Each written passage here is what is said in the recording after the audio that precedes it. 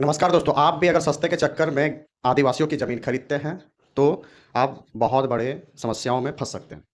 तो रांची में 13 घर जो बेघर हो गए, जिन्होंने आदिवासियों का ज़मीन 40 साल पहले खरीदा था और आज उन्हें अपना पूरा ज़मीन वापस करना पड़ रहा है। तो इसके पीछे 2 एक्ट काम करता है। झारखंड में 2 एक्ट लगा हुआ है, सीएनटी एक्ट एवं एसपीटी एक्ट। एक छोटा नागपुर काश्तकारी अधिनियम और एक है संथाल परगना काश्तकारी अधिनियम।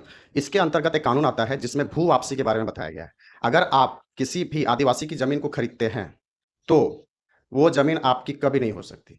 मान लीजिए आपने जिससे ज़मीन खरीदा वो आपको आप पे विवाद ना करे, उसका बेटा आप पे विवाद ना करे, लेकिन अगर 10 पीढ़ी बाद भी अगर कोई विवाद करता है तो आपको वो ज़मीन वापस देना पड़ जाएगा, चाहे आपने कितना भी करोड़ों का पैसा क्यों नहीं लगाया हो। तो आदिवासियों का ज़मीन सिर्फ़ आदिवासी ही खरीद सकता है, वो भी सैम थाना क्षेत्र के अंतर्गत। गैर आदिवासी इस ज़मीन को कभी भी नहीं खरीद सकता। तो सीएनटी एक्ट और एसपीटी एक्ट, तो सीएनटी एक्ट जो है हमारा जो झारखंड प्रमंडल है उसमें से 4 प्रमंडल में सीएनटी एक्ट लगता है और 1 प्रमंडल पे एसपीटी एक्ट अप्लाई है। जिसमें एसपीटी एक्ट जो है संथाल परगना काश्तकारी अधिनियम, यह 6 जिला में लगता है। दुमका, जामताड़ा, पाकुड़, साहिबगंज, गोड्डा और देवघर।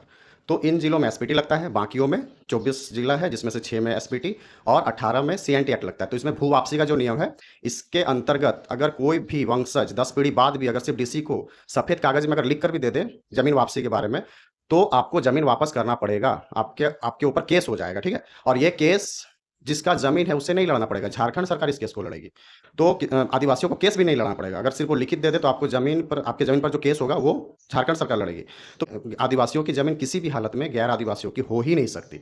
अगर उसका कोई भी वंशज नहीं भी रहेगा तो ये ज़मीन सरकार की हो जाएगी, लेकिन दूसरे गैर आदिवासी लोगों की कभी नहीं हो सकती। तो सावधान रहें, आदिवासियों की ज़मीन खरीदने से बचें, सस्ते के चक्कर में ना पड़ें, नहीं तो 40 साल बाद आज तो रांची में लौटाना पड़ रहा, हो सकता है कि आने वाला टाइम में आपको भी लौटाना पड़ जाए 5 पीढ़ी बाद, 10 पीढ़ी बाद, कभी भी।